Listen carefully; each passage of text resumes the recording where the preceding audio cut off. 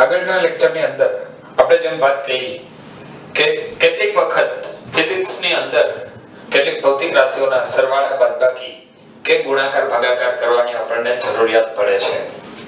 તો આવી વખતે ફરીથી જે જવાબ લખીએ છીએ એ જવાબ કેટલા અંકો સુધી લખવો જોઈએ અને શા માટે લખવો જોઈએ તેના વિશેની આજના લેક્ચરની અંદર આપણે વાત કરવાના છીએ. તો એ વાત કરીએ તેની પહેલા once again you all are welcome to the world of physics by K.H. Gohil. હવે આપણે આજના દિવસમાં વાત કરવાના છીએ કે કોઈ પણ સંખ્યા હોય તો એ સંખ્યાને કંઈક અંકોથી દર્શાવવામાં આવે છે. આ અંકોમાં તેમાં કેટલા અંકો સુધી લખવું વ્યાજબી છે, મતલબ કેટલા અંકો સુધી આપણે તે સંખ્યાને લખવી જોઈએ. તો કોઈ પણ સંખ્યા છે એ સંખ્યાના બે ભાગ હોય.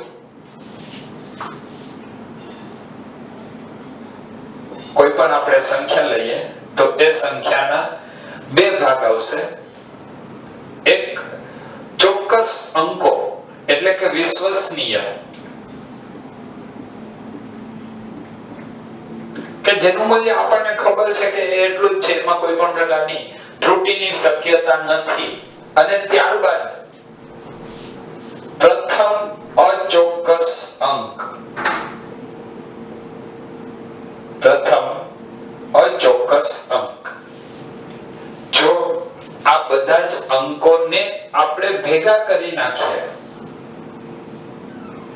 એટલે એક એવી સંખ્યા આપણે લખવાની છે કે જે સંખ્યાની અંદર આગળના તમામ વિશ્વસનીય અંકો છે અને એ અંકો ઉપરાંત એક પ્રથમ અચોક્કસ અંક હોય તો આપણને જે પરિણામ મળશે એ પરિણામને સાર્થક અંકો કહેવાય અને આવી સંખ્યાને સાર્થક સંખ્યા કહે છે. આ તમામ સાર્થક અંકો છે. સૌપ્રથમ સાર્થક અંકોનો અર્થ શું? તો સાર્થક અંકને જો આપણે સમજવું હોય તો આપણે એવી રીતે વિચારી શકીએ કે કોઈ પણ સંખ્યા છે એ સંખ્યાને, દાખલા તરીકે હું એક વાત કરું છું, ચલો એક ઉદાહરણથી જ સમજીએ કે ફૂટપટ્ટીનું માપન આપણે લેવું છે. તો આ ફૂટપટ્ટીના માપનમાં તમે કઈક વસ્તુનું લંબાઈ માપો છો. માની લઈએ કે એ લંબાઈ આપણને મળે છે 10.5 સેન્ટીમીટર. લંબાઈ આપણને મળી 10.5 સેન્ટીમીટર. જો આપણે મીટર પટ્ટીની મદદથી માપેલું હોય તો મીટર પટ્ટીનું લઘુત્તમ માપ 10⁻³ મીટર છે. આનો મતલબ કે મીટર પટ્ટીનું લઘુત્તમ માપ મિલીમીટરના ક્રમનું છે. અને જો એ મિલીમીટરના ક્રમનું હોય તો હવે મિલીમીટર થી નાનું માપ મીટર પટ્ટીથી માપી શકાતું નથી. આનો મતલબ એવો થાય કે આ આપણે જે સંખ્યા લખેલી છે, જે માપન લીધેલું છે 10.5 સેન્ટીમીટર, એ 10.5 સેન્ટીમીટર ખરેખર 10.49 સેન્ટીમીટર પણ હોઈ શકે અથવા એ માપ 10.50 સેન્ટીમીટર હોઈ શકે અથવા એ માપ 10.53 સેન્ટીમીટર પણ હોઈ શકે. બની શકે કે એ માપ આની નજીકનું કંઈ પણ હોય. મતલબ જો આપણે આ સંખ્યાની વાત કરીએ તો આની અંદર આપણે એવું કહી શકીએ કે આમાં જે પ્રથમ બે અંકો છે 1 અને 0, મતલબ 10, તો એ 10 કેવા છે? એ ચોક્કસ છે, નિશ્ચિત છે, જેમાં આપણને ખબર છે કે તે અંકોમાં કંઈ પણ ત્રુટિ નથી, મતલબ એ વિશ્વસનીય અંકો છે. અને છેલ્લો અંક કે જે અચોક્કસ અંક છે. અચોક્કસ અંકમાં જ્યારે પહેલો જ અંક અચોક્કસ હોય તો તેના પછીના અંકોની વાત કરવાની કોઈ જરૂર રહેતી નથી. જો એના વિશે વાત કરીએ તો એનો કંઈક અર્થ એવો થાય કે દાખલા તરીકે મારે એક જગ્યાએથી બીજી જગ્યાએ જવું છે. માની લે કે એ જગ્યાએ જવા સુધીમાં હું રસ્તામાં પહેલો જ વળાંક ખોટો લઉં છું. જો પહેલો જ વળાંક ખોટો લઈએ તો પછી આગળના વળાંક સાચા હોય કે પછી એવું કહે કે એટલે આગળના વળાંક ખોટા છે એવું કહેવાનો કોઈ મતલબ નથી. જ્યાંથી પહેલે સ્ટેપ તમારું અલગ પડી જાય છે ત્યાંથી આખું ખોટું પડે. તો આનો મતલબ કે અહીંયા આપણે જે અંકોની વાત કરીએ છીએ એ અંકોમાં જો પ્રથમ અંક અચોક્કસ મળે તો પછીના અચોક્કસ અંકો લખવાનો કોઈ મતલબ નથી. અને એટલા માટે પછીના અચોક્કસ અંકનો મતલબ નથી એટલે આપણે બધા જ વિશ્વસનીય અંકો અને પ્રથમ અચોક્કસ અંક ભેગા મળીને એક સંખ્યા લખીએ છીએ જેને કહેવાય સાર્થક સંખ્યા અથવા આવા તમામ અંકોને કહેવાય સાર્થક અંકો. હવે જો આવા સાર્થક અંકો આપણે દર્શાવવા હોય કે આપેલી કોઈ એક સંખ્યા છે એ સંખ્યાની અંદર સાર્થક અંકો કેટલા છે એ સાર્થક અંકો દર્શાવવો હોય તો એના માટે કેટલાક નિયમો છે એ નિયમો આપણને ખબર હોવી જોઈએ. તો હવે આપણે શરૂઆત કરીએ સાર્થક અંકો નક્કી કરવા માટેના નિયમો. ઓકે ચલો લખાઈ ગયું છે તો હું જણાવી દઉં છું. સાર્થક અંકો કોને કહેવાય તો એના માટેની આપણે વાત કરી કે વિશ્વસનીય અંકો પ્લસ પ્રથમ અચોક્કસ અંક. જ્યારે તમારી પાસે પહેલો જ અંક અચોક્કસ છે તો એના પછીના અંકની કોઈ વાત કરવાનો મીનિંગ રહેતો નથી, એની કોઈ જરૂર નથી. એટલા માટે પ્રથમ અચોક્કસ અંક સુધીની સંખ્યા આપણે સાર્થક અંકમાં ગણીએ છીએ. તો સાર્થક અંકો નક્કી કરવા માટેના નિયમો.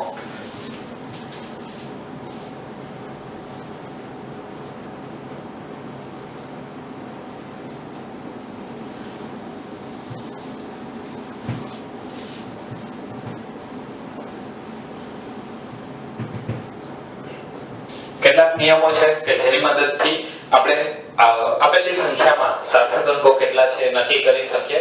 તેના માટેના ઉદાહરણ સાથે હવે આપણે વાત કરતા જશું તો આપણને વધારે આઈડિયા આવશે કે સંખ્યામાં સાર્થક અંકો કેવી રીતે નક્કી કરી શકાય. આના માટેના થોડાક એવા નિયમો છે તો એક પછી એક નિયમ આપણે સમજતા જશું અને આગળ ઉપર વાત કરતા જશું. સૌથી પહેલો નિયમ આવશે નિયમ નંબર 1. આપેલી સંખ્યામાં તમામ શૂન્યેતર અંકો સાર્થક અંકો છે. ફરીથી રિપીટ કરું છું. આપેલી સંખ્યામાં તમામ શૂન્યેતર અંકો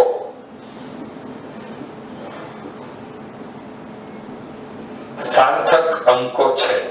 તમામ શૂન્યેતર અંક મતલબ શૂન્ય સિવાયના અંકો. શૂન્ય સિવાયના અંકો એટલે કયા આવશે 1 2 3 4 5 6 7 8 9. તો શૂન્ય સિવાયના જેટલા પણ અંકો છે તે તમામ અંકો સાર્થક અંકો છે. ચલો આના એક બે ઉદાહરણ લઈને આ વાતને આપણે થોડી વધારે ક્લિયર કરીએ. દાખલા તરીકે હું એવું કહું છું કે કોઈ એક સંખ્યા છે 1 2 5 125. તો આની અંદર સાર્થક અંકો કેટલા 1 2 અને 5. કેટલા અંકો થશે સાર્થક અંકો 3. બીજું એક ઉદાહરણ લઈએ. કોઈ એક સંખ્યા તમને આવી રીતે આપેલી છે 13.7. ફરી પાછું દશાંશ ચિહ્ન હોય કે ના હોય આપણે કાઈ વાત કરેલી નથી. શૂન્ય સિવાયના તમામ અંકો સાર્થક અંકો છે એટલે 1 3 અને 7. તો કુલ સાર્થક અંકો કેટલા થશે આની અંદર પણ 3. ઓકે બીજી વાત કરીએ. દાખલા તરીકે કોઈ એક સંખ્યા તમને આવી આપેલી છે 537. તો આની અંદર સાર્થક અંકો કેટલા આવશે 1 2 અને 3. દાખલા તરીકે કોઈ એક સંખ્યા આવી છે 2712. 1 2 3 અને 4. આની અંદર કુલ સાર્થક અંક કેટલા આવશે 4. આના ઉપરથી બીજી એક વાત એ પણ તમારે ધ્યાનમાં રાખવાની છે કે જો કોઈ એક અંક એકથી વધારે વાર રિપીટ થાય. દાખલા તરીકે અહીંયા 2712 ની અંદર બે નંબર બે અંક બે વખત રિપીટ થયો છે તો એનું પરિણામ આપણે શું ગણવાનું કે એ દરેકે દરેક અંકની સાર્થક અંકમાં ગણતરી કરવી. મતલબ બે વખત આવેલો છે તો પહેલો સાર્થક અંક 2 થાય, બીજો સાર્થક અંક 7 થાય, ત્રીજો સાર્થક અંક 1 થશે અને ચોથો સાર્થક અંક ફરી પાછો 2 આવશે. તો એની અંદર સાર્થક અંકોની સંખ્યા થશે 4. દાખલા તરીકે બીજી એક હજી સંખ્યા લઈએ 77. તો આની અંદર સાર્થક અંકો કેટલા છે? ચલો ઝડપથી, કેટલા સાર્થક અંકો? 1 કે 2? શું જવાબ આપશો? 1, 7. ખોટું છે. શું કહેશો? 2. કયા કયા? 7 અને 7. તો આમાં સાર્થક અંકો આવશે 2. ચલો, તો આ તમને બધાને હવે ક્લિયર હશે. સાર્થક અંકો નક્કી કરવા માટેના નિયમો. એની અંદર સૌથી પહેલો નિયમ, સંખ્યામાં તમામ શૂન્યેતર અંકો સાર્થક અંકો છે. ત્યારબાદ બીજો નિયમ, તમામ શૂન્યેતર અંક સાર્થક અંકો છે. હવે વાત કરીએ સંખ્યામાં કોઈ પણ બે શૂન્યેતર અંકોની વચ્ચે આવેલા તમામ શૂન્યો પણ સાર્થક અંકો છે. ફરીથી રિપીટ કરું છું. નિયમ નંબર 2. નિયમ નંબર 1 ની અંદર આપણે એવું કીધું કે શૂન્ય સિવાયના તમામ અંકો સાર્થક અંકો છે. હવે ધીમે ધીમે આપણે શૂન્ય તરફ આગળ વધવાનું છે કે જો શૂન્ય હોય તો શું? તો સૌથી પહેલો શૂન્ય માટેનો નિયમ આવશે કે કોઈ પણ બે શૂન્યેતર અંકની વચ્ચે જો શૂન્ય આવેલો હોય તો તે શૂન્ય પણ સાર્થક અંક છે. દાખલા તરીકે બે શૂન્યેતર અંકની વચ્ચેનો અંક, ચલો ફરીથી એક બે ઉદાહરણ લઈએ. બે શૂન્યેતર અંકની વચ્ચેનો અંક એટલે શું? દાખલા તરીકે હું આવું કહું છું 103. 103. તો આની અંદર જે શૂન્ય છે એ કેની વચ્ચે આવેલો છે? 1 અને 3 ની વચ્ચે. 1 અને 3 ની વચ્ચે. તો 1 અને 3 તો શૂન્યેતર અંક એટલે સાર્થક અંક થાય. એની વચ્ચે શૂન્ય છે. જો વચ્ચે હોય તો એ શૂન્ય પણ સાર્થક અંકો છે. આનો મતલબ કે 103 એની અંદર સાર્થક અંકની સંખ્યા કેટલી આવશે? 3. ચલો ફરી પાછું એક બીજું ઉદાહરણ લઈએ. 10.08. ચલો આની અંદર સાર્થક અંકો કેટલા આવશે? ઝડપથી કેટલા આવશે? 4. કયા કયા? 1, 0, 0 અને 8, મતલબ 8. ફરીથી એક વખત રિપીટ કરી દઉં છું કે જ્યારે તમે સાર્થક અંકો લખો છો, મેં હમણાં એમ કીધું કે આની અંદર 4 સાર્થક અંકો છે. કયા કયા? તો એની અંદર આપણે શું લખશું? 1, 0, 0 અને 8. મતલબ આ જે 0 છે, આ જે શૂન્ય છે, શૂન્ય બે વખત આવે છે તો એને બે વખત આપણે લખવું જોઈએ. જ્યારે એવું કહેવામાં આવે કે 4 સાર્થક અંકો છે તો શું લખશું? 1, 0, 0 અને 8. આ 4 સાર્થક અંકો થાય. તો આ વાત થઈ નિયમ નંબર 2 ની કે કોઈ પણ બે શૂન્યેતર અંકોની વચ્ચે આવેલા તમામ શૂન્ય સાર્થક અંકો છે. હવે જો આપણે વાત કરીએ શૂન્યની, તો શૂન્ય બે જગ્યાએ હોઈ શકે. એક સંખ્યાની આગળ અને એક સંખ્યાની પાછળ. તો હવે એના માટેના નિયમ જોઈએ. એના માટે આવશે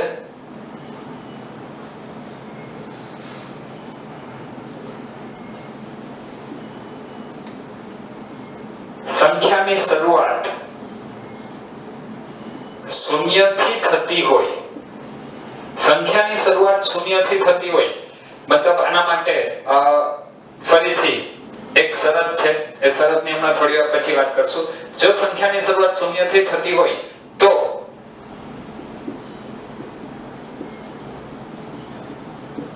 શરૂઆતના તમામ શૂન્યો સાર્થક અંકો નથી. સંખ્યાની શરૂઆત શૂન્યથી થતી હોય. હવે વિચારો સંખ્યાની શરૂઆત શૂન્યથી ક્યારે થાય? સામાન્ય રીતે જો તમે વિચાર કરશો તો 0.9 આની અંદર શરૂઆત શૂન્યથી થઈ. તો આની અંદર સાર્થક અંકોમાં નિયમ શું લાગુ પડશે? શરૂઆતના તમામ શૂન્યો સાર્થક અંકો નથી. તો આ સાર્થક અંક નહીં થાય. તો આમાં સાર્થક અંક કેટલા? 1. કયો? 9. દાખલા તરીકે હું આવું લખું 0.0087. તો આની અંદર આગળના બે શૂન્ય સાર્થક અંકો નથી. સંખ્યાની શરૂઆત શૂન્યથી થઈ. તો એને શું લખાય? 8 અને 7 એટલે 2. બુક બુકમાં આના માટે એક શરત લખેલી છે, સંખ્યાની શરૂઆત શૂન્યથી થતી હોય એના બદલે એવું લખેલું છે કે જો સંખ્યા એક કરતા નાની હોય, હવે વિચારો જો સંખ્યા એક કરતા નાની હોય એનો મતલબ શું કે 0.9 0.087 0.00073 તો એની અંદર પણ સાર્થક અંકો કેટલા આવશે? 2. મેં અહીંયા લખેલું છે સંખ્યાની શરૂઆત શૂન્યથી. દાખલા તરીકે તમને કન્ફ્યુઝ કરવા માટે જો એક સંખ્યા આવી રીતે લખવામાં આવે 009 તો આની અંદર સાર્થક અંકો કેટલા કહેશો? તો શું આ નિયમ જ આપણે લાગુ પાડશું કે સંખ્યાની શરૂઆત શૂન્યથી થાય તો આગળના તમામ શૂન્ય સાર્થક અંકો નથી. તો આની અંદર સાર્થક અંકોની સંખ્યા કેટલી આવશે? 1 આવે. તો આપણે અત્યાર સુધીમાં 3 નિયમની વાત કરી. નિયમ નંબર 1, શૂન્યેતર તમામ અંકો સાર્થક અંકો છે. નિયમ નંબર 2, શૂન્યેતર અંકોની વચ્ચે આવેલા તમામ શૂન્યો સાર્થક અંકો છે. નિયમ નંબર 3, સંખ્યાની શરૂઆત શૂન્યથી થાય તો શરૂઆતના તમામ શૂન્યો સાર્થક અંકો નથી. હવે આપણે જે વાત કરવાના છીએ એ વાત કરશું અંતે આવતા શૂન્ય.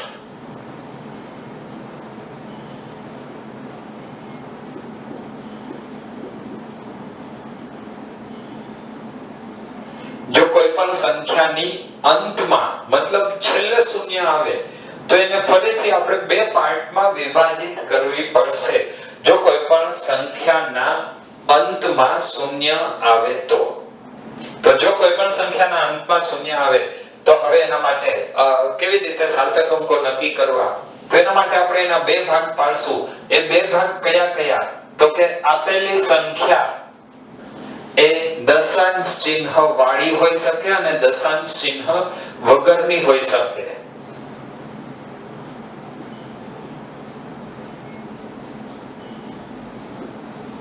જો દશાંશ ચિહ્ન વગરની હોય તો શું કરવાનું અને દશાંશ ચિહ્ન વાળી સંખ્યા હોય તો શું કરવાનું? આપણે બાકીના બધા અંકો વિશે વાત કરી લીધી છે કે બાકીના બધા અંકો સાર્થક અંકો છે. હવે માત્ર એક જ પ્રશ્ન છે કે જો છેલ્લે શૂન્ય આવે તો એ શૂન્યને સાર્થક અંક તરીકે ગણવા કે નહીં? તો એના માટે અંતમાં શૂન્ય હોય તો બે શક્યતાઓ હોય. કાં તો સંખ્યા દશાંશ ચિહ્ન વગરની હોય અથવા સંખ્યા દશાંશ ચિહ્ન વાળી હોય.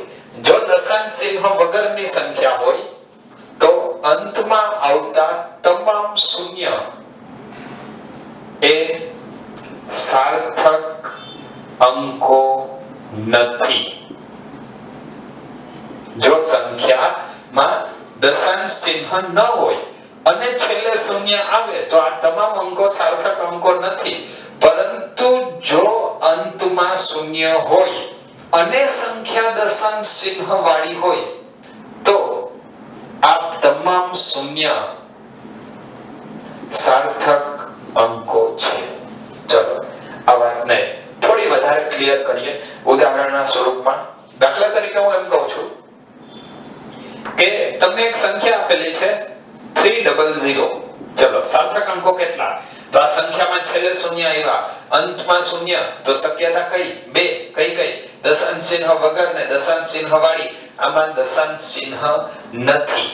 તો નિયમ શું? દશાંશ ચિહ્ન વગર હોય તો સાર્થક અંકો નથી. મતલબ આ શૂન્ય સાર્થક અંક નથી. તો આની અંદર સાર્થક અંકો કેટલા?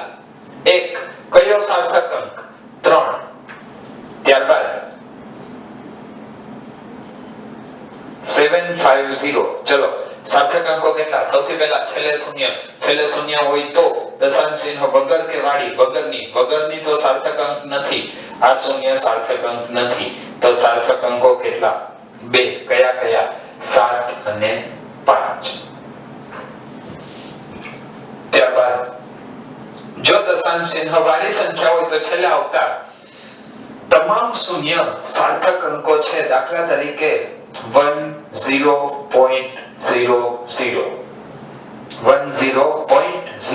10.00 તો આની અંદર છેલ્લે શૂન્ય આવ્યા તો દશાંશ ચિહ્ન વાળી સંખ્યા, દશાંશ ચિહ્ન વાળી તો અંતમાં આવતા તમામ શૂન્યો સાર્થક અંકો છે. તો આની અંદર સાર્થક અંકો કેટલા થશે? 4. તો આમાં લખશું આપણે 4 સાર્થક અંકો છે. દાખલા તરીકે હું આવું લખું 75.0 તો આની અંદર સાર્થક અંકો કેટલા? 3, 7, 5 અને 0. જો હું આવું લખું 7.50 તો આની અંદર પણ સાર્થક અંકો કેટલા? 3. કયા? 7, 5 અને 0. તો આ કેટલીક વાત થઈ સાર્થક અંકો માટેની. આ સાર્થક અંકો નક્કી કરવાના નિયમ જોયા બાદ હવે આપણે થોડીક એવી સાર્થક અંકો કેટલા છે એની ઝડપથી થોડી એવી પ્રેક્ટિસ કરી લેશું. એ પ્રેક્ટિસ કરીએ એની પહેલા આટલા બધા નિયમો તમને યાદ હોવા જોઈએ. ફરીથી એક વખત રિપીટ કરું છું. શૂન્યાંતર સંખ્યા હોય તો તમામ અંકો સાર્થક અંકો છે. બીજો નિયમ શું હતો? બે શૂન્યાંતર અંકોની વચ્ચે આવેલા શૂન્ય સાર્થક અંકો છે. સંખ્યાની શરૂઆતમાં શૂન્ય સાર્થક અંકો નથી અને સંખ્યાની અંતમાં શૂન્ય તો બે શક્યતા, દશાંશ ચિહ્ન વગર તો નથી, દશાંશ ચિહ્ન વાળી તો સાર્થક અંકો છે. તો ચલો હવે આ લખી લીધા બાદ ઝડપથી આની આપણે પ્રેક્ટિસ કરીશું. ચલો હવે ઝડપથી થોડીક એવી સાર્થક અંકો નક્કી કરવા માટેના આપણે નિયમો જે ભણેલા છે એ નિયમોની ઝડપથી થોડી એવી પ્રેક્ટિસ કરી લઈએ. તો સૌથી પહેલા શરૂઆત કરશું. હું તમને થોડીક સંખ્યા આપું છું. એ સંખ્યા માટે તમે વિડિયો પોઝ કરીને ઝડપથી તમે લખતા જશો એનો જવાબ અને ત્યારબાદ હું તમને સોલ્વ કરાવીશ. એ તમે ચેક કરતા જશો. સૌથી પહેલા આપણે શરૂઆત કરીએ. દાખલા તરીકે કોઈ એક સંખ્યા તમને આપેલી છે 157. ચલો ઝડપથી જવાબ લખી લો તમારી રીતે. કેટલા સાર્થક અંકો આવશે? ઓકે, લખાઈ ગયું છે. દરેક ક્વેશ્ચનની અંદર તમે આવી જ રીતે કરશો. પહેલા તમે ટ્રાય કરશો, ત્યારબાદ તમે મારી સાથે સોલ્યુશન ચેક કરશો. ચલો આની અંદર શું લખેલું છે? કુલ સાર્થક અંકો કેટલા? 3. ઓકે, કયા? 1, 5 અને 7. ઠીક છે? ઓકે, ચલો નેક્સ્ટ પેન. દાખલા તરીકે તમને આવું આપેલું હોય 1008 તો સાર્થક અંકો કેટલા? ઝડપથી. ઓકે, કેટલા આવશે? 4. કયા? 1, 0, 0, 8. ચલો એના પછી હજી આગળ વાત કરીએ. દાખલા તરીકે એક સંખ્યા તમને આવી આપેલી છે 670 તો આમાં સાર્થક અંકો કેટલા? ચલો ઝડપથી વિચારો. 670 સંખ્યાની અંતે શૂન્ય તો વિચારવું પડે. અંતે શૂન્ય હોય તો દશાંશ ચિહ્ન છે કે નથી? દશાંશ ચિહ્ન નથી તો સાર્થક અંક નથી. તો આની અંદર કેટલા સાર્થક અંકો થશે? 2. કયા? 6 અને 7. દાખલા તરીકે હું એક આવી સંખ્યા આપું છું 357.0. 357.0 સંખ્યાની અંતે શૂન્ય હોય તો બે શક્યતા, દશાંશ ચિહ્ન વગર અને દશાંશ ચિહ્ન વાળી. દશાંશ ચિહ્ન વગર તો સાર્થક અંકો નથી ને દશાંશ ચિહ્ન વાળી તો સાર્થક અંકો છે. તો આની અંદર સાર્થક અંકો કેટલા થાય? 3, 5, 7 અને 0. 4 આવશે. કયા થાય? 3, 5, 7 અને 0. આ નિયમ ફરીથી એક વખત રિપીટ કરીશું. તમે આગળ જોઈ શકો છો જે તમને લખેલું છે. જો તમારી બુકની અંદર જો અંતમાં 0 હોય અને દશાંશ ચિહ્ન હોય તો એ સાર્થક અંકો છે. અંતમાં 0 ને દશાંશ ચિહ્ન નથી તો સાર્થક અંકો નથી. આનો મતલબ હવે જો આને આપણે વધારે ક્લિયર કરવું હોય તો આવું આપણે શા માટે લખીએ છીએ કે 670 માં સાર્થક અંક 2 છે જ્યારે 357.0 માં સાર્થક અંક 4 છે. તો એ વાતને કંઈક આપણે આવી રીતે લખી શકીએ. દાખલા તરીકે હું 670 ની વાત કરું છું. હવે જો 670 ને આપણે કઈ રીતે લખી શકીએ? પહેલું 670 ગુણ્યા 1. એના બદલે હું આવી રીતે લખી શકું 670 ગુણ્યા 10 ની 0 ઘાત. એની બદલે આવી રીતે લખી શકાય કે 67 ગુણ્યા 10 ની કેટલી ઘાત? 1 ઘાત. એની બદલે આવી રીતે લખી શકાય 6.7 ગુણ્યા 10 ની કેટલી ઘાત? 2 ઘાત. અથવા 0.67 ગુણ્યા 10 ની કેટલી ઘાત? 3 ઘાત. અથવા 0.67 0.67 ગુણ્યા 10 ની કેટલી ઘાત 4 ઘાત. આવી અનંત સંખ્યાઓ લખી શકાય. જો આવી અનંત સંખ્યાઓ લખો તો આ દરેક સંખ્યાની અંદર સાર્થક અંકો ખરેખર બદલવા જોઈએ નહીં, અને એ બદલે નહીં તો એના માટે આપણે શું વિચારવું પડે કે છેલ્લે આવેલા શૂન્ય કેમાં દશાંશ ચિહ્ન વગર છેલ્લે આવેલા તમામ શૂન્ય સાર્થક અંકો નથી. અચ્છા, બીજી વાત, આના ઉપરથી આપણને એક પરિણામ એ પણ મળશે કે જો અહીં આપણે જે છેલ્લે 10 ની ઘાતમાં જે પદ લખેલા છે એ પદને પણ સાર્થક અંક તરીકે ગણતરીમાં લેવા જોઈએ નહીં. આનો મતલબ કે આપણને એક વધારાની વાત જાણવા મળશે. આપણે જે નિયમ લખાય નિયમની અંદર એક વધારાનો મુદ્દો એડ કરશું કે સંખ્યામાં લખાતા 10 ની ઘાતાંકનું પદ સાર્થક અંક નથી. સંખ્યામાં લખાતા 10 ની ઘાતાંકનું પદ, ચલો થોડુંક ગ્રામેટિકલ કરેક્શન કરી લે. સંખ્યામાં લખાતું 10 ની ઘાતાંકનું પદ સાર્થક અંક નથી. શા માટે સાર્થક અંક નથી એની આપણે અહીંયા વાત કરી, અને એ જ કારણ સૂચવે છે કે અંતે આવતા તમામ શૂન્ય સાર્થક અંકો નથી. તો કદાચ તમને એવું કહે કે 670 તો એમાં સાર્થક અંકો કેટલા? 2. 540 સાર્થક અંકો કેટલા? 2. શા માટે? છેલ્લે આવતા પદ સાર્થક અંકો નથી, અથવા 10 નું ઘાતાંકનું પદ સાર્થક અંક નથી, અને એને પરિણામે આ તમામ સંખ્યાની અંદર સાર્થક અંકોની સંખ્યા 2 જ રહેશે. ચલો, તો આ વાત થઈ સાર્થક અંકો નક્કી કરવા માટેના નિયમો. આની અંદર હજી એક વાત આવશે. ઘણી વખત આપણે ભૌતિક વિજ્ઞાનની અંદર ક્યારેક એવી રીતે કામ લેવાનું થાય કે જેમાં તમારે કોઈ એક અચળાંક મૂકવો પડે. દાખલા તરીકે એ અચળાંકમાં તમને કોઈ એક સંખ્યા મૂકવાની છે. ચાલો આપણે સરળ એવું ઉદાહરણ લઈએ. માની લો કે એ અચળાંક આવ્યો 5. તો 5 માં સાર્થક અંક કેટલા એ આપણે નક્કી કરવું છે. આપણે જે અચળાંક આવ્યો, અચળાંક કે પૂર્ણાંક સંખ્યાની જ્યારે વાત કરવામાં આવે તો એની અંદર દાખલા તરીકે હું એમ કહું છું 5, તો 5 ને કઈ રીતે લખાય? તો પહેલું તમે એને લખશો 5, બીજું એને 5.0 પણ લખાય, ત્રીજું એને 5.00 પણ લખાય, એનાથી હજી આગળ વિચારો 5.00 કેટલા શૂન્ય આવશે? જ્યાં સુધી તમે વિચારો ત્યાં સુધી. મતલબ આ શું બતાવે છે કે જ્યારે કોઈ પણ અચળાંક હોય કે પૂર્ણાંક સંખ્યા હોય, તો અચળાંક કે પૂર્ણાંક સંખ્યા માટે પર્ટિક્યુલરલી પૂર્ણાંક સંખ્યાને લઈને કન્ફ્યુઝનમાં નહીં રહેતા.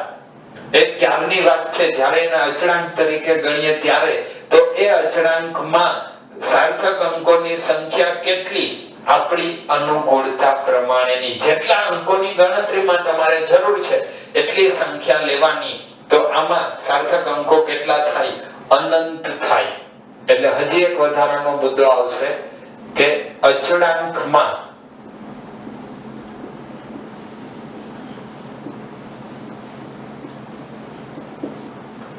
સાર્થક અંકોની સંખ્યા કેટલી લેવી જોઈએ? અનંત હોય. અચળાંકમાં સાર્થક અંકોની સંખ્યા અનંત હોય તો આ આપણે વાત કરી. આની અંદર આપણે જેટલી જરૂરિયાત છે એટલા પ્રમાણેના એની અંદર સાર્થક અંકો વિચારી શકીએ, કારણ કે 5 નું મૂલ્ય 5 જ રહે છે. જો તમે એને 5 લખો કે 5.0 લખો કે 5.00 લખો, એમાં 5 નું મૂલ્ય બદલાતું નથી. મતલબ અચળાંક માટે સાર્થક અંકોની સંખ્યા ગમે તેટલી હોઈ શકે.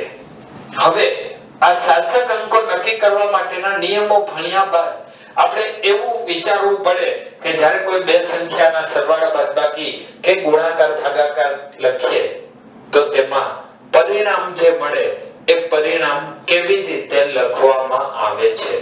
તો હવે આપણે તેની વાત કરીશું. સાર્થક અંકોના સરવાળા બાદબાકીની કે ગુણાકાર ભાગાકારની વાત કરીએ તો ત્યારે આપણે પરિણામ કેટલા અંકો સુધી લખવું જોઈએ એની વાત કરવી પડે, અને જો પરિણામ કેટલા અંકો સુધી લખવું છે એ વાત કરવી હોય તો એની અંદર આપણે રાઉન્ડ ઓફ કરતા શીખવું પડે.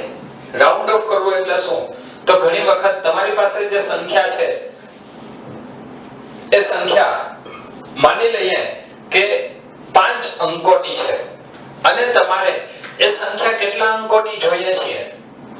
દાખલા તરીકે 2 અંકની. તો આનો મતલબ એવો થાય કે પાછળના જે 3 અંકો છે એ 3 અંકોને આપણે કંઈ પણ કરીને દૂર કરવા પડે. એ 3 અંકોને દૂર કેવી રીતે કરી શકાય એના વિશેની હવે આપણે વાત કરવાના છીએ. તો એના માટે આપણે એક જે તમે આગળના ધોરણમાં કદાચ ભણી ગયા છો એ જ નિયમોને ફરીથી રિપીટ કરીએ. બની શકે કે એની અંદર તમને કંઈક વધારાની નવી માહિતી મળે. તો હવે આપણે વાત કરીએ રાઉન્ડ ઓફ કરવાના નિયમો. રાઉન્ડ ઓફ કરવું મતલબ શું? કે તમને જેટલા પણ અંકો આપેલા છે એ અંકોમાંથી તમારે કેટલા અંકો જોઈએ છે એ અંક સુધીની સંખ્યા લખવી એટલે એને રાઉન્ડ ઓફ કરવું કહેવાય. તો હવે આપણે વાત કરવાના છીએ રાઉન્ડ ઓફ કરવા માટેના નિયમો.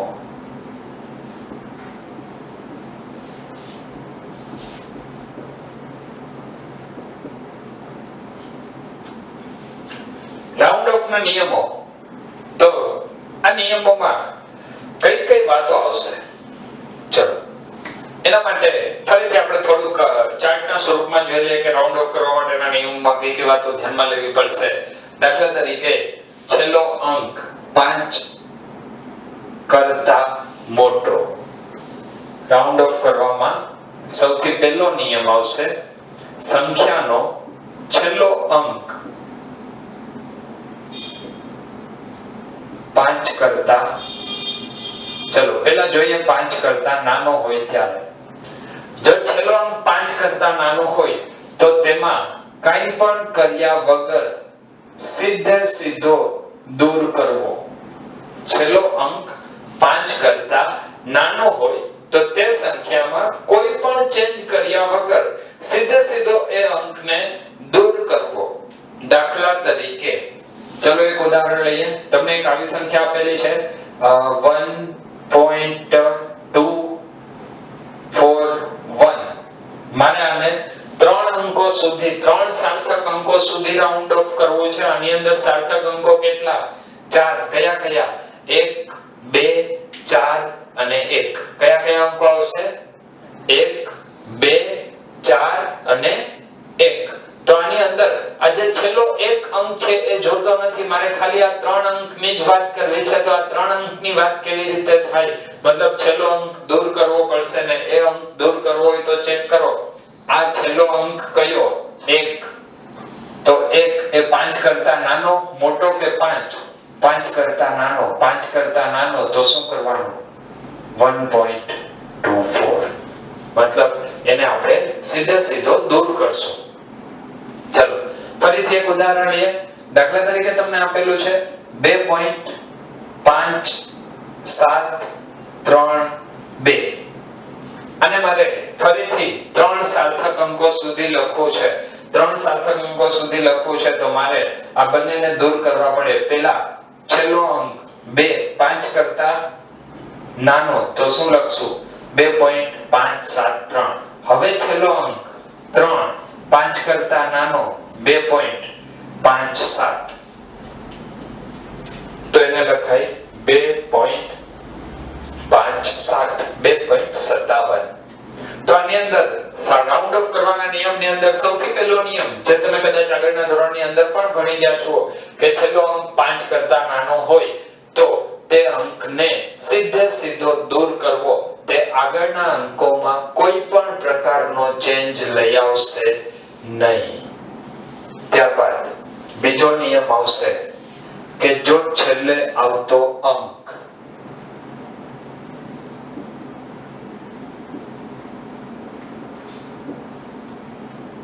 પાંચ કરતા મોટો, જો છેલ્લો અંક 5 કરતા મોટો તો શું કરવાનું? તો એને દૂર કરવા માટે આગળના અંકમાં 1 નો ઉમેરો કરવો.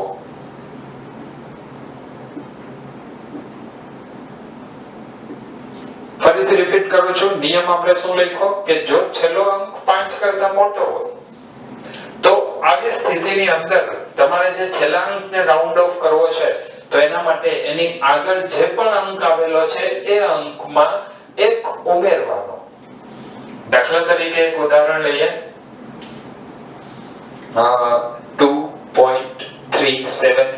આની અંદર મારે બે સાર્થક અંકો સુધી વાત કરવી છે. બે સાર્થક અંકો સુધી વાત કરવી હોય તો એમાં છેલ્લો અંક કયો થાય? 7. 7 5 કરતા મોટો. 5 કરતા મોટો હોય તો શું કરવાનું? આગળના અંકમાં એક ઉમેરવાનો. તો 7 ને કાઢી અને આગળ +1 કરો એટલે શું થશે? 2.3 + 1. 3 + 1 એટલે 4. ચલો આ સમજાય છે? ઓકે. ફરી પાછું એક ઉદાહરણ લઈએ. હવે તમે તમારી મેળે ટ્રાય કરશો. ચલો ટ્રાય કરો ઝડપથી. દાખલા તરીકે તમને આવું આપેલું છે 3.48 અને બે અંકો સુધી રાઉન્ડ ઓફ કરવાનું છે. છેલ્લો અંક કયો આવશે? 8. 5 કરતા મોટો. 5 કરતા મોટો હોય તો શું કરવાનું? આગળની સંખ્યામાં 1 નો ઉમેરો કરવાનો. 3.5. ચલો તો આટલી વાત તમને બધાને ક્લિયર હશે. હવે જો આટલી વાતની તમને લોકોને ખબર હોય તો આ જે છેલ્લો અંક 5 કરતા મોટો છે એને ફરીથી એક અલગ રીતે આપણે વિચારીએ. દાખલા તરીકે કોઈ એક સંખ્યા એવી છે, જો આની અંદર મોટે ભાગે કન્ફ્યુઝન થતું હોય છે એટલે એને હું તમને અહીંયા અલગથી વ્યાખ્યાયિત કરી દઉં છું. ખરેખર આનો જ એક પાર્ટ છે પણ એને હું એક નવા નિયમ તરીકે તમને લોકોને કહું છું. જો કોઈ સંખ્યામાં છેલ્લેથી બીજો અંક 5 હોય, મતલબ આપણે કેવી સંખ્યા વિચારવાની છે કે જેની અંદર છેલ્લેથી બીજો અંક 5 છે અને છેલ્લો અંક જ્યારે તમે રાઉન્ડ ઓફ કરો ત્યારે છેલ્લેથી બીજો અંક 5 હોય અને તમે એને રાઉન્ડ ઓફ કરો છો ત્યારે શું કરવાનું? તો ત્યારે આગળના અંકમાં 1 નો ઉમેરો કરવો. છેલ્લેથી બીજો અંક 5 હોય ત્યારે આગળના અંકમાં 1 નો ઉમેરો કરવો. આ એક સ્પેશિયલ કેસ થશે. જો તમે નોર્મલ વિચારશો તો એ સંખ્યા 5 કરતા મોટી થઈ જાય. 5 કરતા મોટી હોય તો આગળના અંકમાં 1 ઉમેરીએ છીએ, એનો એક વિશિષ્ટ કેસ થશે. ચલો એક ઉદાહરણ લઉં છું એના માટેનું. દાખલા તરીકે હું વાત કરું છું 2.51 અને મારે બે અંકો સુધી રાઉન્ડ ઓફ કરવાની છે તો આ સંખ્યા 2.5 થી મોટી છે. 2.5 થી મોટી મતલબ થશે શું? આ નિયમ પ્રમાણે છેલ્લેથી બીજો અંક જુઓ 5 છે. ઓકે, 5 હોય તો શું કરવાનું? તરત જ આ સંખ્યાને કાઢી અને આગળ 1 નો ઉમેરો કરવાનો. તો આને ખરેખર લખાઈશું 2. શું લખશો? 2.6. આ વાત ધ્યાનમાં રાખજો. આવી જ રીતે જો હું લખું 3.58 તો પણ આની અંદર શું આવશે? છેલ્લોથી બીજો અંક 5, છેલ્લો અંક દૂર કરી આગળની સંખ્યામાં એક અંક ઉમેરવો એટલે અહીંયા શું આવશે? 3.6. આ વાતને લઈને કન્ફ્યુઝનમાં રહેતા નહીં. આગળનો અંક 5 હોય ત્યારે. ચલો ફરીથી એક ઉદાહરણ લો. 7.754. ચલો આની અંદર શું કરશો? મારે 3 અંકો સુધી રાઉન્ડ ઓફ કરવાનું છે. 3 અંકો સુધી રાઉન્ડ ઓફ કરવું હોય તો શું કરશો? 7 પોઈન્ટ. ઓકે, છેલ્લેથી બીજો અંક કેટલો ચેક કરવું પડશે? કયો છે? 5. તો 5 પછી સંખ્યા છે તો કેટલું લખાય? 7.76. આગળની સંખ્યામાં 1 ઉમેરી દેવાનો. આનો એક ઊંધો અર્થ તમે લોકો ના કાઢો, મતલબ આને લઈને કોઈ પણ બીજા પ્રોબ્લેમ ના થાય એટલે આનું એક હજી તમને ઉદાહરણ આપું છું. ધ્યાન રાખજો, એની અંદર કઈ કન્ફ્યુઝન રહેવું જોઈએ નહીં. દાખલા તરીકે તમને આવી સંખ્યા આપેલી છે 2.50 આને બે સાર્થક અંક સુધી રાઉન્ડ ઓફ કરવાનું છે તો આપણો નિયમ શું 5 છેલ્લેથી બીજો અંક 5 હોય તો આગળના અંકમાં મતલબ 5 માં 1 નો ઉમેરો કરવો જરાય નહીં. આ શૂન્ય છે મતલબ એને આપણે અંક તરીકે અત્યારે આ નિયમમાં ગણશું નહીં. ચલો ઓકે સોરી છેલ્લો અંક શૂન્ય છે તો પણ આને શું લખશું 2.5 તો એને આપણે 2.6 કરતા નથી. હવે એક નિયમ આવશે કે આપણે અત્યાર સુધીના જે રાઉન્ડ ઓફ ના નિયમની વાત કરી એની અંદર લખ્યું કે છેલ્લો અંક 5 કરતા નાનો હોય તો દૂર કરવાનો, 5 કરતા મોટો હોય તો આગળના અંકમાં 1 ઉમેરવાનો, છેલ્લેથી બીજો અંક 5 હોય તો એ સંખ્યાને કેવી રીતે લખવાની 5 ને બદલે 6 થઈ જશે મતલબ આગળનો અંક એટલે 5 માં જ 1 નો ઉમેરો કરવો. અને હવે આવશે જો છેલ્લો અંક 5 હોય તો શું કરવાનું? જો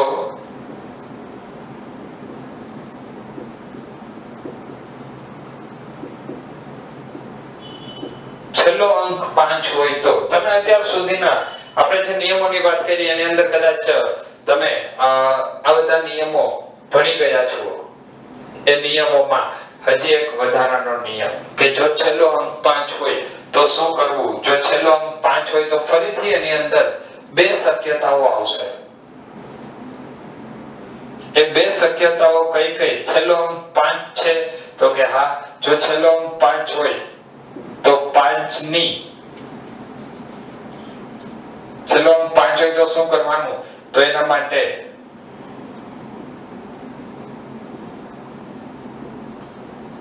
પાંચની આગળનો અંક તપાસવો.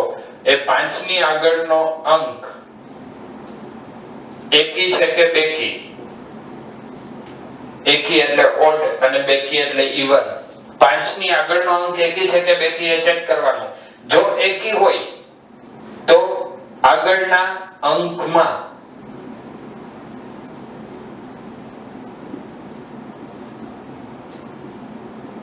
એકનો ઉમેરો કરવો અને જો બેકી હોય તો એમને લખવો મતલબ માત્ર દૂર કરવો. ચલો હવે આના ઉદાહરણ જોઈ લઈએ ઝડપથી. આપણે એ વાત કરવાની છે જેની અંદર છેલ્લો અંક 5 આવતો હોય. દાખલા તરીકે ચલો એક સંખ્યા લઈએ.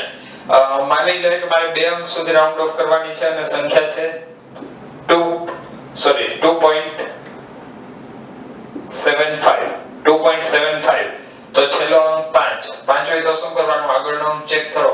આગળનો અંક એકી કે બેકી? એકી તો શું લખાય? એક ઉમેરો એટલે કેટલા થાય? 2.8. ચલો હજી એક ઉદાહરણ આપું છું. દાખલા તરીકે 13.35 છેલ્લો અંક 5 હોય એના માટે વાત કરીએ છીએ. ચલો ચેક કરો છેલ્લો અંક 5 તો 5 ની આગળનો અંક કયો છે? 3. 5 ની આગળનો અંક 3 હોય તો આને 3 અંકો સુધી રાઉન્ડ ઓફ કરવું હોય તો શું લખાય? 13.4. ફરીથી આની અંદર આવે જો છેલ્લો અંક બેકી હોય છેલ્લો અંક 5 હોય ને આગળનો અંક બેકી સંખ્યા હોય તો શું કરવાનું? તો 5 ને માત્ર દૂર કરવો. દાખલા તરીકે 3.45 છેલ્લો અંક 5 તો તેની આગળનો અંક ચેક કરો કયો? એકી કે બેકી? બેકી હોય તો શું લખાય? એમને લખવાનો, એમાં કોઈ ચેન્જ આવશે નહીં તો એને શું લખશું? 3.4. હજી એક ઉદાહરણ આપું. દાખલા તરીકે 12.85 માટે શું કહેશો? 5 ની આગળનો અંક એકી કે બેકી? ચલો ચેક કરો. આ 5 એની આગળનો અંક કેવો છે? બેકી હોય તો શું કરવાનું? 5 ને દૂર કરવો. 5 ને દૂર કરવો એટલે એને શું લખાય? 12.8. જો તમને રાઉન્ડ ઓફ કરવાના નિયમની અંદર આટલી વાત ક્લિયર હોય તો હવે કોઈ પણ સંખ્યાને ગમે તેટલા અંકો સુધી રાઉન્ડ ઓફ કરવી હોય તો એ આપણે સરળતાથી કરી શકીએ. તો હવે આપણી પાસે સાર્થક અંકો કેટલા છે એ આપણને ગણતા આવડી ગયું છે. ત્યારબાદ આપેલી સંખ્યામાં રાઉન્ડ ઓફ નક્કી કરવા માટે કેવી રીતે ચેન્જ કરવો એ પણ આપણને ખ્યાલ છે. અને જો આ બંને વાતની આપણને ખબર હોય તો હવે આપણે બે સંખ્યાના સરવાળા બાદબાકી કે ગુણાકાર ભાગાકાર કેવી રીતે થાય તેના વિશે હવે પછીના લેક્ચરની અંદર આપણે વાત કરીશું. તો ત્યાં સુધી બધા વાંચતા રહેજો. All the best.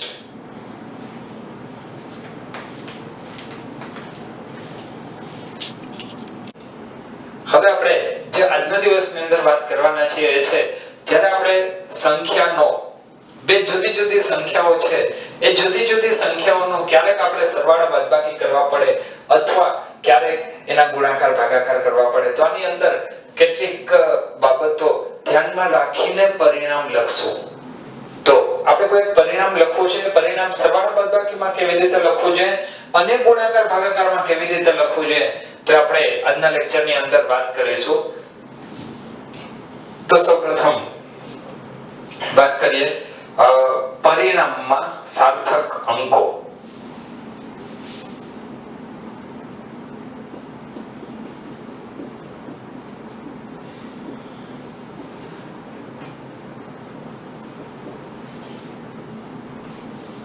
તમારે જ્યારે બે સંખ્યાઓનો કંઈક ગણતરી મતલબ એનું કોમ્બિનેશન કરવાનું છે કયા પ્રકારનું હોઈ શકે, બની શકે કે બે સંખ્યાઓના સરવાળા બાદબાકી હોય અથવા બની શકે બે સંખ્યાઓના ગુણાકાર ભાગાકાર હોય.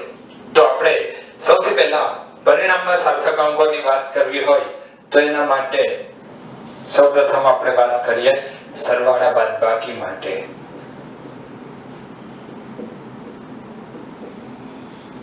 જો બે સંખ્યાઓના સરવાળા બાદબાકી કરવાના હોય અને તેની અંદર આપણે પરિણામ લખવું છે તો એ પરિણામમાં કેટલા સાર્થક અંકો સુધીના અંકો લખવા એ કેવી રીતે ખબર પડે તો એના માટે એક નિયમ આવશે કે જો સરવાળા બાદબાકીની વાત આવે તો દશાંશ ચિહ્ન પછી, દશાંશ ચિહ્ન મતલબ પોઈન્ટ, લઘુત્તમ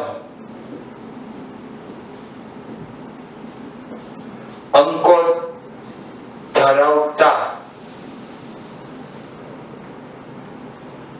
દશાંશ ચિહ્ન પછી લઘુત્તમ અંકો ધરાવતી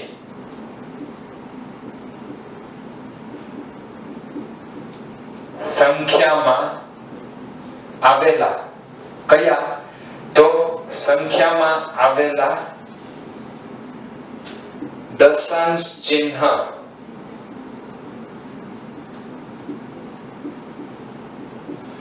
પછીના અંકો જેટલા અંકો પરિણામમાં લખવા.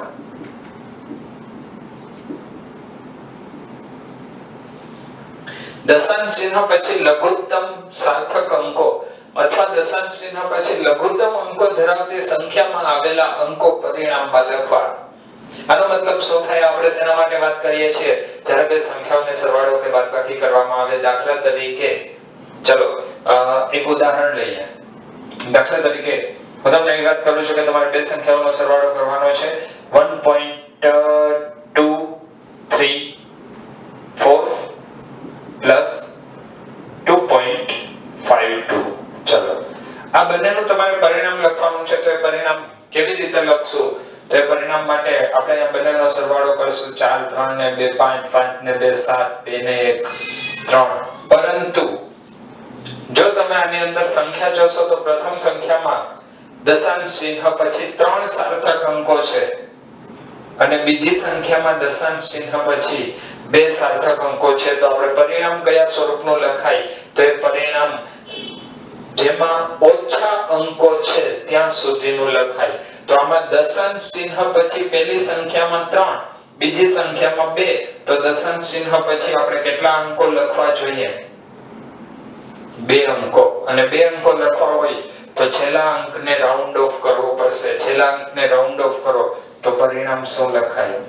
3.75 કે 6 શું આવશે? છેલ્લો અંક 5 કરતા નાનો, 5 કરતા નાનો તો આગળનો અંક એમને લખાય. ક્યારે 5 ના હોય તો અહીંયા 5 છે તો શું લખશું? 3.76. તો આ ક્લિયર છે. આની અંદર ફરીથી સાર્થક અંકોનો એક વખત રિવિઝન પણ થઈ જશે. હજી એક સંખ્યા ઉદાહરણ આપું છું. દાખલા તરીકે તમને કોઈ એક પરિણામ આવું આપેલું છે 7.895 minus 2.57.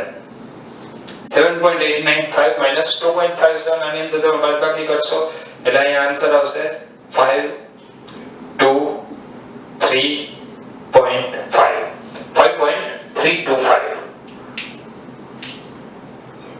ફરીથી સાર્થક અંકો ગણીએ. સરવાળા બાદબાકી માટે પહેલી સંખ્યામાં દશાંશ ચિહ્ન પછી 3 સાર્થક અંકો, બીજી સંખ્યામાં 2 તો આપણે કેટલા લેવા જોઈએ? દશાંશ ચિહ્ન પછી 2. દશાંશ ચિહ્ન પછી 2 લેવાના થાય તો છેલ્લો અંક કેટલો? 5. છેલ્લો અંક 5 હોય તો એની અંદર બે શક્યતા. કઈ કઈ બે શક્યતા? એક એકી સંખ્યા આગળનો અંક અને એક આગળનો અંક. બેકી સંખ્યા જો આગળનો અંક એકી સંખ્યા હોય તો એક ઉમેરો, બેકી સંખ્યા હોય તો માત્ર 5 ને દૂર કરવો. તો આનો આન્સર આવે 5.32. ચલો તો આ સમજાય છે. જ્યારે બે સંખ્યાઓ એવી હોય કે જેની અંદર આપણે પરિણામ સરવાળા બાદબાકીથી મેળવવું છે તો એના માટે શું ધ્યાનમાં રાખશો? દશાંશ ચિહ્ન પછી મતલબ પોઈન્ટ પછી બધી જ સંખ્યાઓમાંથી જે સંખ્યામાં સૌથી ઓછા અંકો છે ત્યાં સુધીનો જવાબ લખો. અહીંયા 2 નો સરવાળો હતો, એકમાં પોઈન્ટ પછી 3, એકમાં પોઈન્ટ પછી 2 તો પોઈન્ટ પછી કેટલા અંકો આવે જવાબમાં? 2. અહીંયા બાદબાકી હતી 3 2 કેટલા અંકો આવશે? 2. ચલો હજી એક ઉદાહરણ આપું છું ઝડપથી. 3.54 plus 0.1. ચલો આ તમે તમારી મેળે ગણતરી કરો. શું કરશો અને કેટલો જવાબ આવશે? ચલો થઈ ગઈ ટાઈમ? થઈ ગઈ? ચલો ઝડપથી હવે અહીંયા ધ્યાન ઉમેરવાનું છે એટલે જવાબ આવશે 3.54 plus 0.1 મતલબ 3.64. ચલો બંનેમાં ચેક કરો. પહેલી સંખ્યામાં દશાંશ ચિહ્ન પછી કેટલા અંકો? 2 અંકો. બીજી સંખ્યામાં દશાંશ ચિહ્ન પછી કેટલા અંકો? 1. તો પહેલી સંખ્યામાં 2, બીજી સંખ્યામાં 1 તો જવાબમાં કેટલા આવે? 1. તો આનો આન્સર શું લખાય? 3.6. જો તમે 3.6 3.6 જવાબ લખેલો હોય તો તમારી ગણતરી બરાબર છે. હવે વાત કરીએ બીજું. ક્યારેક પરિણામ મેળવવા માટે આપણે સરવાળા બાદબાકીને બદલે બે સંખ્યાઓના ગુણાકાર ભાગાકાર કરવાની જરૂર પડતી હોય છે. તો જ્યારે બે સંખ્યાઓના ગુણાકાર ભાગાકાર કરવાના થાય ત્યારે પરિણામ કેવી રીતે મેળવવું? હવે આપણે તેની વાત કરીએ તો ગુણાકાર ભાગાકારનું જો પરિણામ મેળવવું હોય તો એ પરિણામ મેળવવા માટે જે સંખ્યા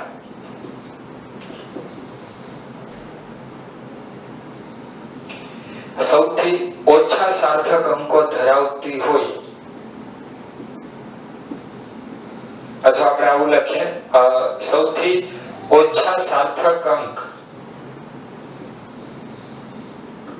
વાળી સંખ્યાના અંકો પરિણામમાં લખવા.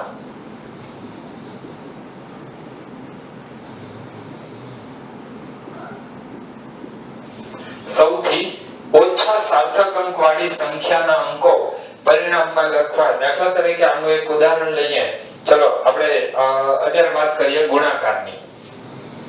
તો ગુણાકાર માટે માની લઈએ કે તમારે કંઈક આવી રીતે સંખ્યા એક આપેલી છે તમને કે જેની અંદર તમારે ગણતરી કરવાની છે 5.3 ગુણ્યા 0.2.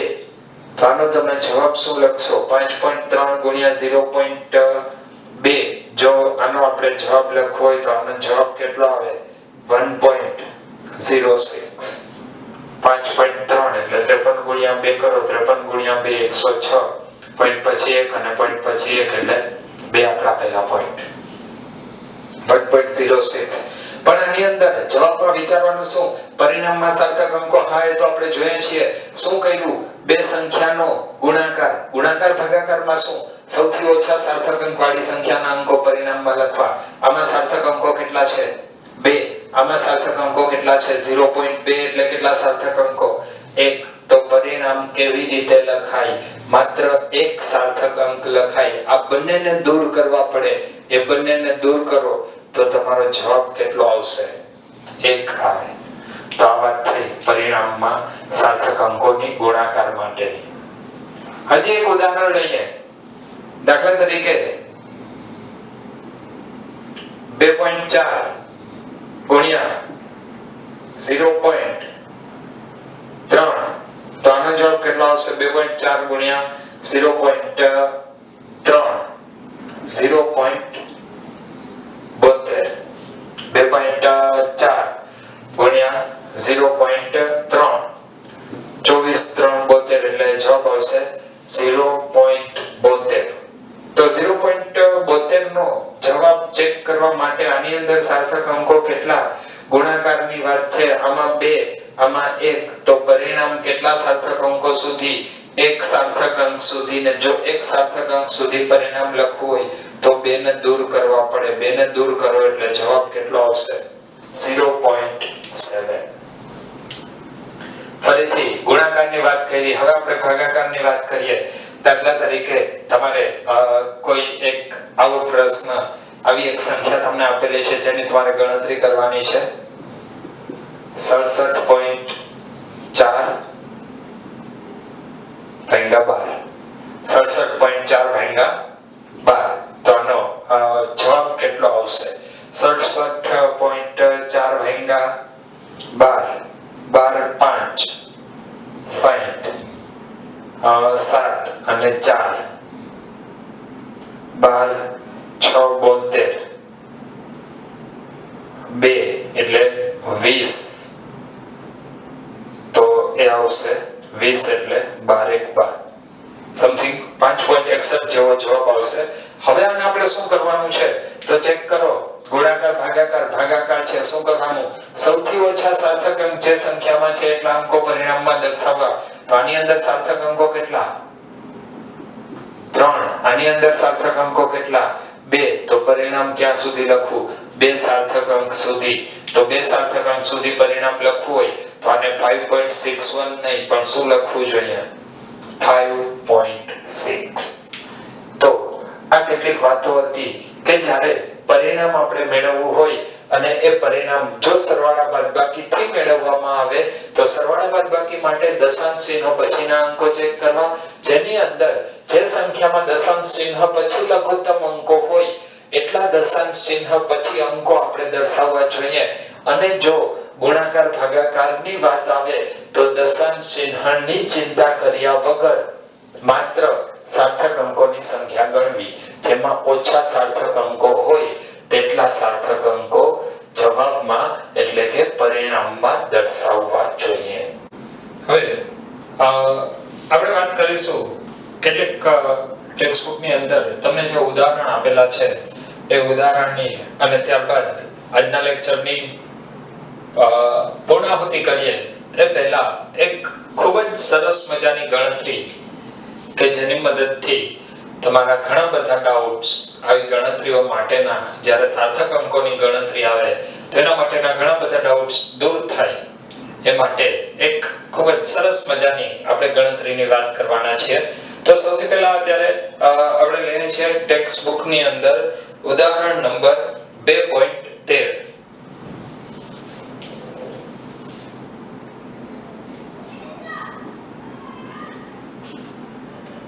ઉદાહરણ નંબર 2.13 ની અંદર તમને આપેલું છે કે કોઈ ઘરની બધી જ બાજુઓનું માપેલું મૂલ્ય 7.203 મીટર છે અને ઘનનું પૃષ્ઠ ક્ષેત્રફળ તથા તેનું કદ શોધો.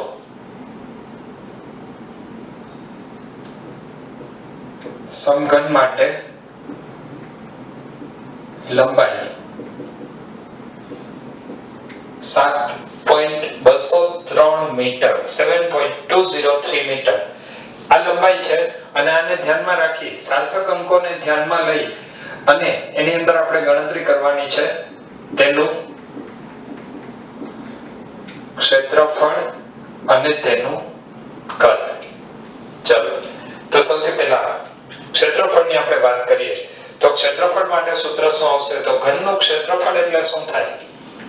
તો ઘનના ક્ષેત્રફળની વાત કરવી હોય, સમઘનનું ક્ષેત્રફળ, તો સમઘન માટે દરેક બાજુ ચોરસ હોય અને એની ચોરસવાળી કુલ 6 સપાટીઓ આવેલી હોય. જો એની અંદર 6 સપાટીઓ આવેલી હોય તો એક સપાટીનું ક્ષેત્રફળ ગુણ્યા 6 કરીએ તો એ આપણને સમઘનનું ક્ષેત્રફળ મળશે. તો સૌથી પહેલા વાત કરીએ સમઘનનું ક્ષેત્રફળ.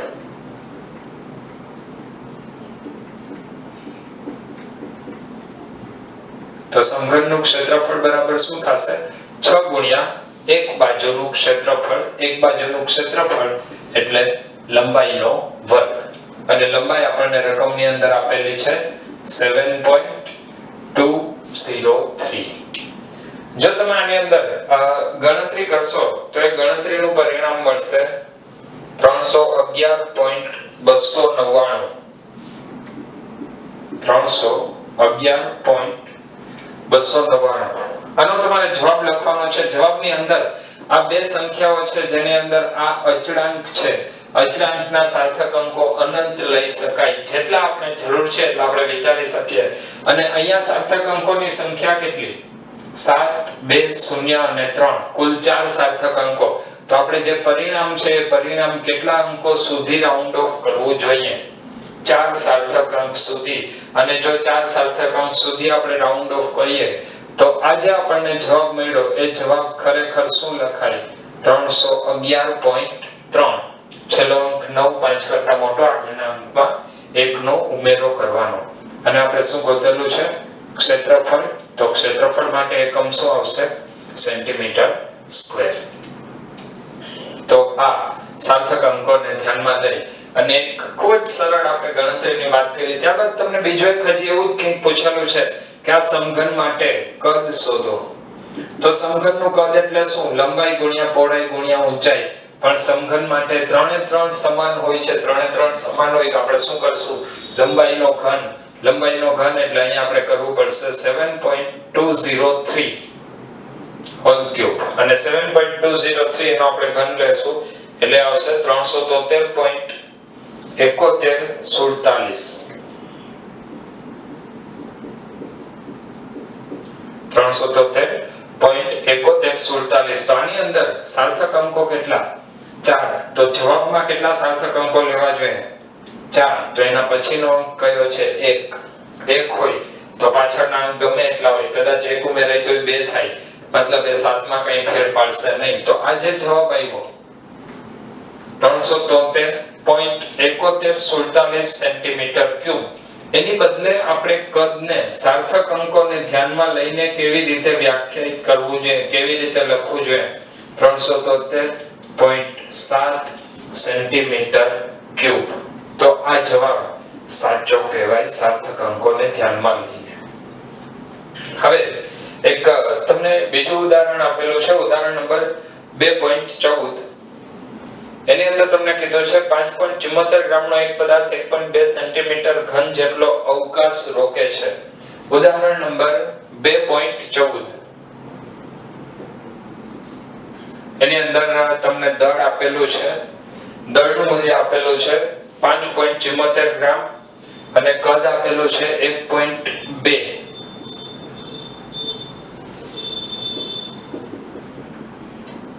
Centimetre cube. તો તેની ઘનતા શોધવાની છે.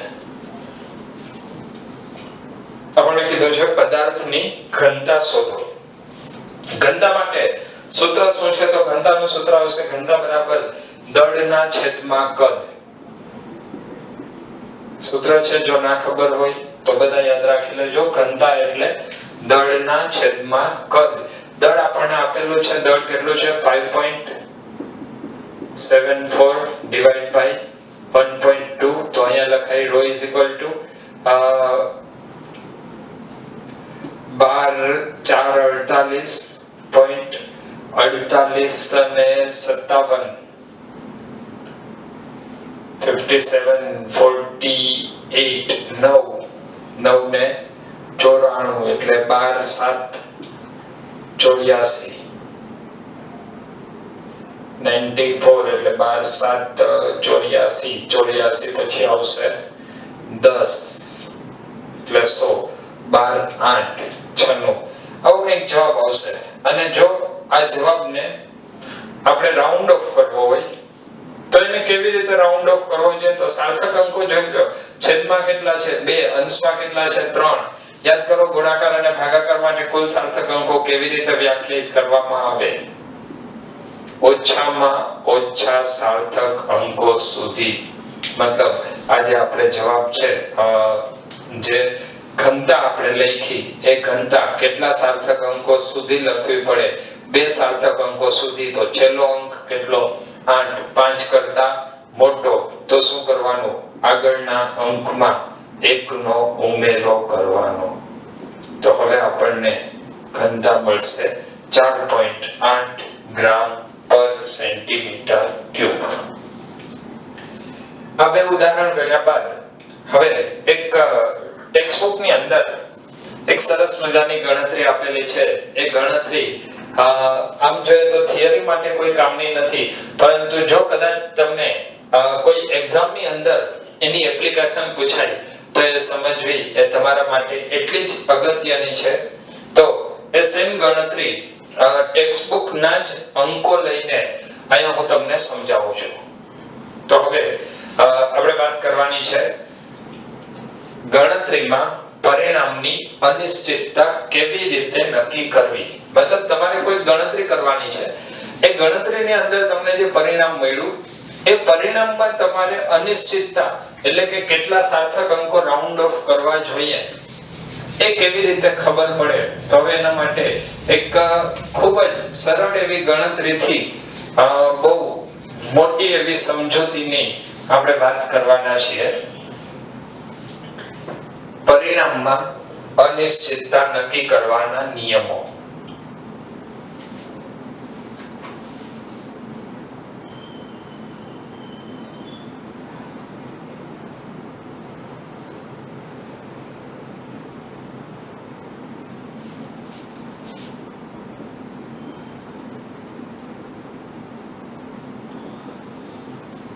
જ્યારે આપણે કોઈ બે ભૌતિક રાશિથી કંઈક પરિણામ મેળવીએ છીએ તો એ પરિણામમાં કેટલી અનિશ્ચિતતા રહેલી છે એ કેવી રીતે નક્કી થાય? હવે આપણે એના નિયમોની વાત કરીએ.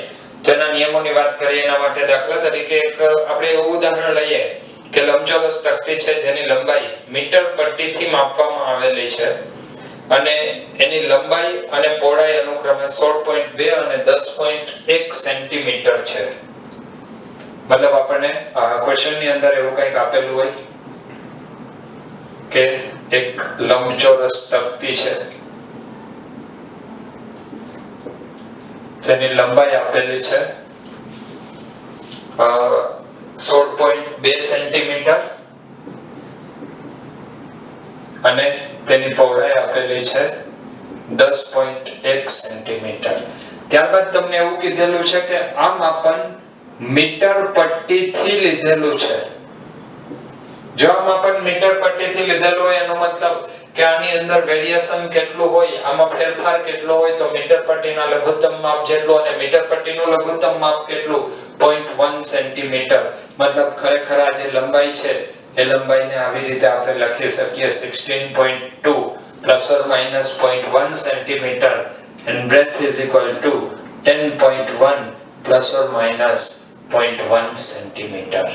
તો સૌથી પહેલા આ વાત આપણને ખબર પડવી જોઈએ લંબાઈ અને પહોળાઈને કેવી રીતે લખાય. મીટર પટ્ટીની વાત કરીએ છીએ તો મીટર પટ્ટી માટે લઘુત્તમ માપ 0.1 આવશે એટલે લંબચોરસ તકતી તો એમાં લંબાઈ 16.2 ની બદલે આપણે લખશું 16.2 plus or minus 0.1 સેન્ટીમીટર અને પહોળાઈ 10.1 plus or minus 0.1 સેન્ટીમીટર. હવે આ લંબચોરસ તકતીનું જો આપણે લંબાઈ, પહોળાઈ અને તેનું ક્ષેત્રફળ અને વધારાનું એક પદ અહીંયા હું લઈ લઉં છું, એની પરિમિતિ આપણે શોધવાની થાય તો પરિણામ કેવી રીતે લખવું જોઈએ એની અહીંયા વાત કરીએ. તો સૌપ્રથમ ચલો આપણે વાત કરશું લંબાઈ અને પહોળાઈ આપણે લખી લીધી છે. તો સૌથી પહેલા હું વાત કરું છું લંબચોરસની પરિમિતિ.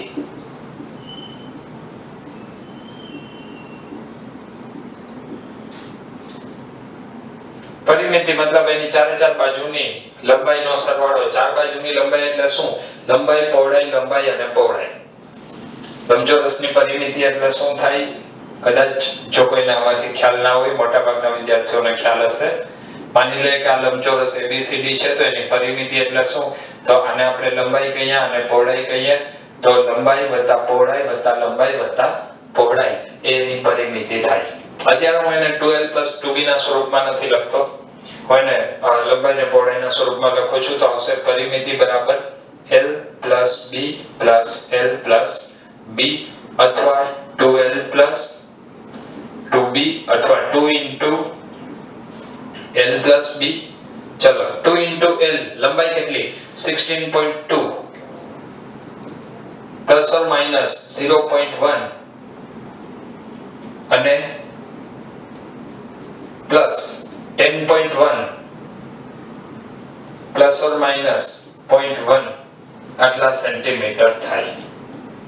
અને હજી આપણે થોડુંક સોલ્વ કરીએ. 16.2 + 10.1 એટલે 16 ને 10 26.3 ±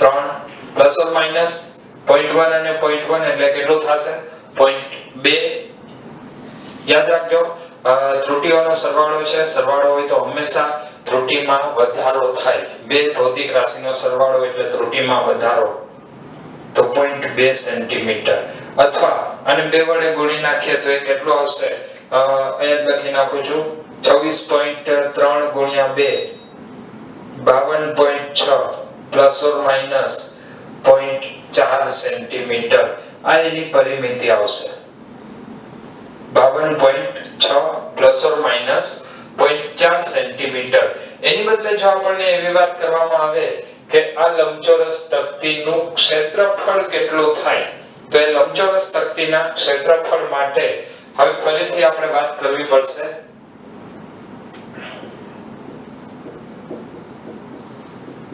ક્ષેત્રફળ માટે આપણી પાસે સૂત્ર છે l * b. અને જો ક્ષેત્રફળનું સૂત્ર l * b હોય તો હવે આની ગણતરી કેવી રીતે કરવી? તો એની ગણતરી કરવા માટે આપણે અહીંયા લખવું પડે. ક્ષેત્રફળને જો a વડે દર્શાવીએ તો a = 16.2 * 10.1. 16.2 * 10.1. તો એના માટે આપણે શું લખવું પડશે? 16.2 × 10.1 એનો જવાબ આવે છે 163.62 સેન્ટીમીટર સ્ક્વેર. ચલો એનો જવાબ હું લખી નાખું છું 163.62 સેન્ટીમીટર સ્ક્વેર. 1620 + 1. ઓકે, તો આ જવાબ આવ્યો 163.62 સેન્ટીમીટર સ્ક્વેર. હવે આના ઉપરથી આપણે ફરીથી આગળ વિચાર કરીએ કે અહીંયા લંબાઈ અને પહોળાઈમાં કંઈક ત્રુટી હતી. જો લંબાઈ અને પહોળાઈમાં કંઈક ત્રુટી હોય તો પરિણામમાં પણ આપણે એને ત્રુટીના સ્વરૂપમાં મતલબ વેરિએશન વાળું દર્શાવવું પડે. ને જો આપણે પરિણામ વેરિએશન વાળું દર્શાવવું હોય તો કેવી રીતે દર્શાવી શકાય? બે ભૌતિક રાશિઓ કેમાં છે? ગુણાકારમાં. આપણે આગળના લેક્ચરની અંદર વાત કરેલી હતી કે જ્યારે બે ભૌતિક રાશિઓ ગુણાકારમાં હોય ત્યારે મળતું પરિણામ કેવી રીતે મળે? તો ત્યારે મળતા પરિણામ માટે આપણે શું કરવું પડે? તો ત્યાં સાપેક્ષ ત્રુટીનો સરવાળો થાય. સાપેક્ષ ત્રુટીનો સરવાળો. તો સાપેક્ષ ત્રુટીનો સરવાળો એટલે શું? તો એના માટે ફરીથી આપણે લખવું પડશે કે સાપેક્ષ ત્રુટી એટલે ડેલ્ટા l/l. તો ડેલ્ટા l એટલે 0.1 અને l 16.2 પ્લસ અને ડેલ્ટા b/b તો એ આવશે 0.1 / 10.1. અથવા હું અહીંયા લખી નાખું છું કે પરિણામમાં સાપેક્ષ ત્રુટી તો શું આવશે? Delta l/l plus delta b/b. Delta l/l કેટલું? 0.1 / 16.2 પ્લસ 0.1 / 10.1. આ બંનેના જવાબો સીધા લખી નાખો છો. એ જવાબ આવશે 0.6 અને 1 લગભગ એનો જવાબ આવશે 0.06 અને 0.01 આની નજીકનો કંઈ જવાબ આવશે અને તમે રાઉન્ડ ઓફ કરશો એટલે આટલો જવાબ મળશે. આ તમને શું મળ્યું? સાપેક્ષ ત્રુટિ. હવે જો મારે પ્રતિશત ત્રુટિ જોતી હોય તો પ્રતિશત ત્રુટિ માટે શું કરવું પડે? આ સંખ્યાને ગુણ્યા 100. આ જવાબ આપણો આવ્યો 0.006 અને 0.01. તો આ જવાબ કેટલો આવશે? 0.016. અને જો આ બંનેનો આપણે ગુણાકાર કરીએ તો એ આવશે 16%. 100 વડે ગુણાકાર કરીએ તો 0.016 into 100 એટલે એ આવશે 1.6%. 1.6% કેની અંદર? ક્ષેત્રફળની અંદર ત્રુટિ આવશે. તો હવે પરિણામ કેવી રીતે લખાય કે તક્તીનું ક્ષેત્રફળ A તક્તીનું ક્ષેત્રફળ A 163.62 પ્લસ ઓર માઈનસ 1.6% અથવા જો આપણે મૂળ લંબાઈની વાત કરીએ તો એ મૂળ લંબાઈની અંદર અહીંયા આપણે કરેલું શું છે તો કે બે સંખ્યાનો ગુણાકાર. અને જ્યારે બે સંખ્યાના ગુણાકાર ભાગાકારની વાત આવે તો સાર્થક અંકો કેટલા લખવા જોઈએ?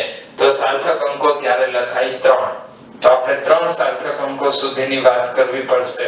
એટલે અહીંયા હું લખીશ 164 પ્લસ ઓર માઈનસ 1.6%. 1.6% આના કેવી રીતે નીકળે? તો એના માટે આપણે લેવું પડશે આના 1.6% કેટલા થાય? તો એને 1.6% તમે કાઢશો તો એ લગભગ આવશે 2.6 સેન્ટીમીટર સ્ક્વેર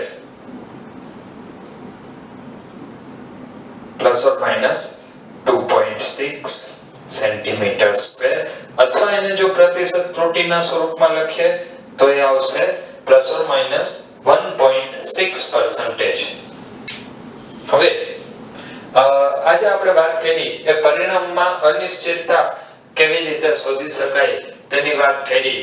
તો આજના લેક્ચરની અંદર આપણે જ્યારે ભૌતિક રાશિઓના સરવાળા બાદબાકી કે ગુણાકાર ભાગાકાર હોય તો પરિણામમાં સાર્થક અંકો કેવી રીતે લખવામાં આવે, સાર્થક અંકોની સંખ્યા કેટલી છે, અને પરિણામની અંદર જ્યારે અનિશ્ચિતતા આવે તો એ અનિશ્ચિતતા કેવી રીતે લખવી તેના કેટલાક નિયમોની આપણે વાત કરેલી છે.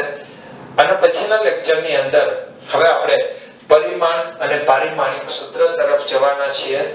તો ફરીથી ઝડપથી નવા લેક્ચરની અંદર આવી ઘણી બધી નવી વાતો સાથે મળીએ છીએ. ત્યાં સુધી મહેનત કરતા રહો. All the best.